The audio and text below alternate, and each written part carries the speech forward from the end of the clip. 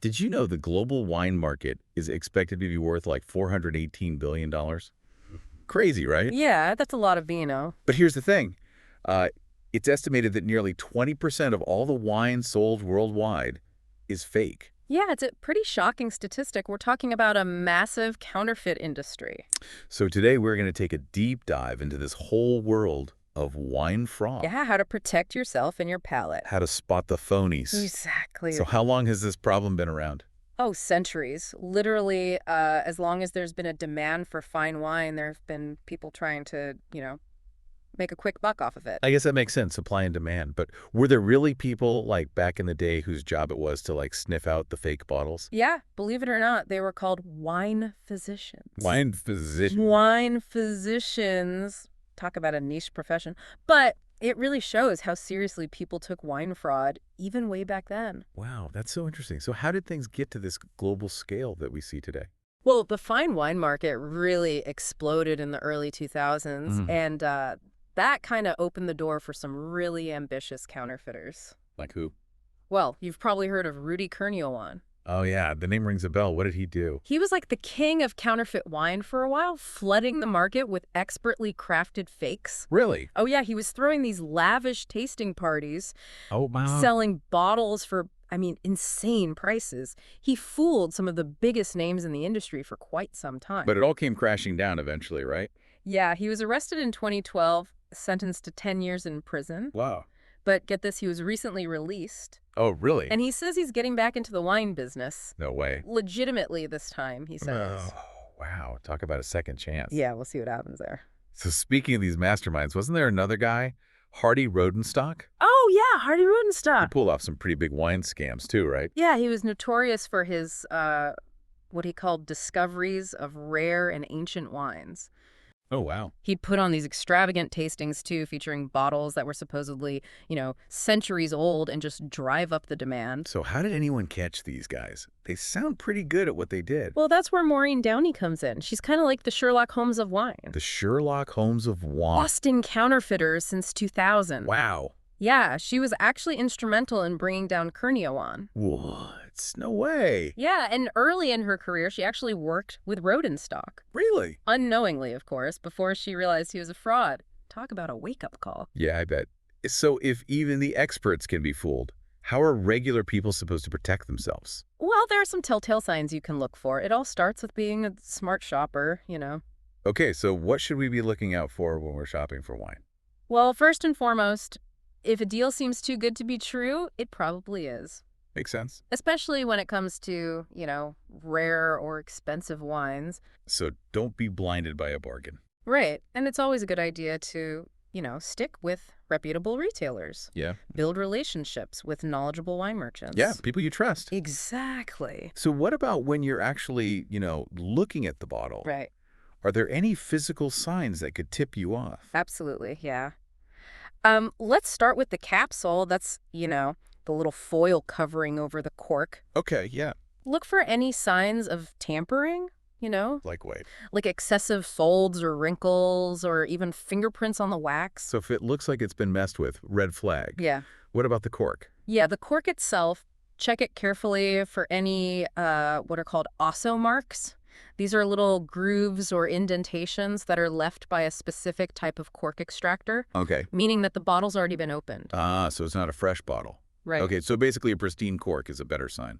Generally, yeah. Yeah. And also the cork's condition can tell you a lot about, how the wine has been stored over time. That makes sense. What about the label? Yeah, the label can hold a lot of clues, too. Okay.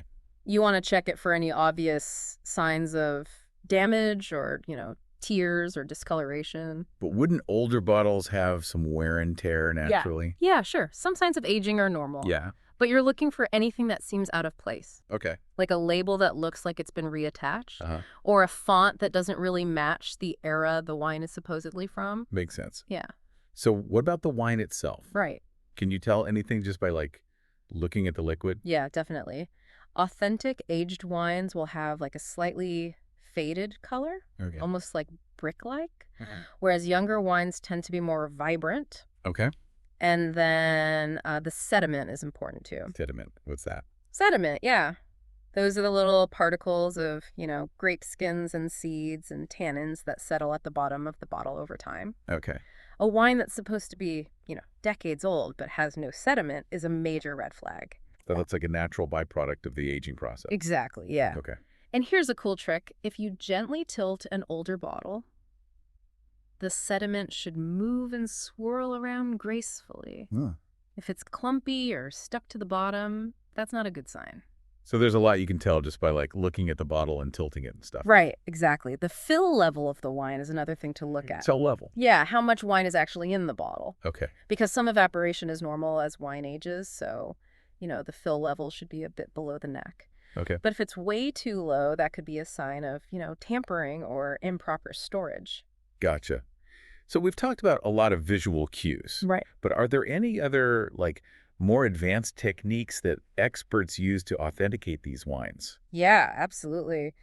Have you ever heard of isotopic analysis? Isotopic analysis. Yeah. That sounds very scientific. Yeah, it's a method that can actually trace the geographic origin of the grapes used to make the wine. So basically, they're looking at the chemical fingerprints of the grapes Oh, cool. to see if they really came from where the label says they did. So it's like a CSI episode, but for wine. Exactly. Yeah, That's so cool. And then there's also DNA testing, Wow. which could be used to verify the, grape varietals in a wine. So it's like they're making sure that it's actually Cabernet or whatever it says it is. Right, exactly. So, science is really catching up to these counterfeiters. It really is. And as technology advances, we're getting even better at, detecting these fakes and protecting consumers. Good news. Yeah. I feel like I've learned so much already. This is like way more complex than I ever thought it would be. It's a fascinating world for sure.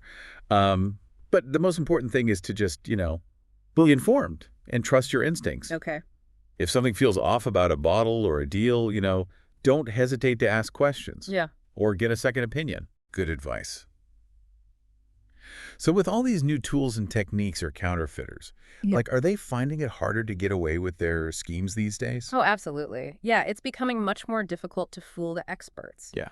But remember, the world of wine is constantly evolving, so we always need to stay vigilant, Yeah. educated. Okay, so we've talked about how to spot the fakes. Right. But I'm curious about why people are so drawn to this industry in the first place. Yeah. Even, the people with not so noble intentions. Why are they getting into this? Well, I mean, wine is a product of passion. It's a reflection of terroir and craftsmanship and history. It's almost like a work of art. Exactly. Yeah. And for a lot of people, collecting wine is more than just a hobby. It's an investment. It's a status symbol. Uh-huh. It's a way to connect with, a rich cultural heritage. So you can see how, these rare and valuable wines would attract both, the genuine enthusiasts, but also the people who are looking to just exploit the market. Exactly. Yeah. And don't forget the element of exclusivity. Oh, yeah. The world of fine wine can be very secretive, mysterious. Yeah. Which, makes it even more appealing to those who want to profit from deception. It's like a whole hidden world with its own rules and rituals. Yeah, you could say that. And for some, the challenge of creating and selling these convincing counterfeits. Yeah. It's almost like a game. A very, very risky game. A dangerous game, yeah. High stakes. But we can't forget that, the vast majority of people in the wine industry, Yeah. they're honest. Right. They're passionate about what they do. They're dedicated to preserving the integrity of this, this ancient beverage and sharing its beauty with the world. That's good to hear. Makes me feel better knowing that there are people out there who are, working hard to protect the authenticity of wine. It's a collective effort, Yeah. We all play a part in keeping the wine world honest. Oh, yeah, it's definitely a team effort. This has been such an eye-opening deep dive into this world of wine fraud. I feel like I've gone from casual wine drinker to, an amateur detective. That's great. Remember, knowledge is power when it comes to wine. It really is. Before we wrap up, what's the most surprising thing you've learned about wine fraud in all your years of experience? It's not so much a single thing. It's more like the ingenuity. The ingenuity. Yeah, that some of these counterfeiters display. It takes a really deep understanding of winemaking and history and psychology to create fakes that are so convincing. So they're almost like artists in a way. Yeah, in their own twisted way, I guess you could say that. But their existence really just highlights the importance of, Yeah. vigilance and education. We can't just take things at face value. We have to be active in protecting the integrity of the wine world. So it's a shared responsibility Exactly, yeah. for everyone. For experts and everyday wine lovers alike. It's all about being curious and asking questions and not being afraid to, be a little skeptical. Exactly, yeah. Enjoy wine with a healthy dose of skepticism. That's great advice. Well, I think this has been an incredible deep dive into this, you know, shadowy world of wine fraud. Thanks so much for sharing your expertise with us. My pleasure. Cheers to a future full of authentic and delicious wines. Cheers to that. And to all of you listening out there, remember to be smart, be curious, and always savor the journey of wine discovery. Now that you know the tricks of the trade, what will you look for the next time you're choosing a bottle?